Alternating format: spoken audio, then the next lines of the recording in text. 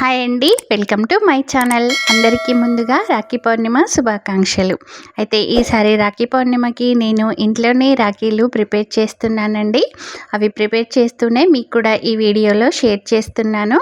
ఈ రాఖీలన్నీ కూడా మనం ఇంట్లో ఉండే ఐటమ్స్తోనే ప్రిపేర్ చేసుకోవచ్చండి. మామూలుగా మనం ఈ రౌండ్ షేప్లో ఒక అట్ట ముక్కను కట్ చేసుకొని దానిపైన ఈ ఫెవిక్విక్ అట్లాంటిది ఏదైనా, లేదంటే ఫ్యాబ్రిక్ గ్లూ ఏది పెట్టేసినా సరే దానికి మధ్యలో ఇలా కుందని పెట్టేసుకొని చుట్టూ కూడా ఇలా స్టోన్ ఇవి దొరుకుతాయి కదా మనకి, మనం బ్లౌజెస్ వాటికి ఎంబ్రాయిడరీకి యూస్ చేస్తాం, వాటితో అండి ఇలా ఒక బిళ్ళలాగా ప్రిపేర్ చేసుకొని దాని తర్వాత మనం రాఖీకి మామూలుగా సిల్క్ థ్రెడ్స్ ఉంటాయి కదా, వాటితో ఇంకా దారాన్ని ప్రిపేర్ చేసుకోవాలండి.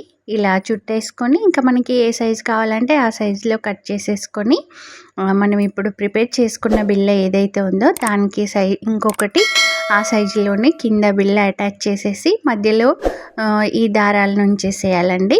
ఇదేమో ఇంకొక రకం రాఖీ అండి. ఇది చాలా సింపుల్. నేను మొన్న మార్కెట్కి వెళ్ళినప్పుడు నాకు ఇట్లాంటి ఓంకారం లాకెట్స్ కనిపించాయి. నేను ఎలాగో రాఖీ పౌర్ణిమ వస్తుందని తీసుకొచ్చానండి.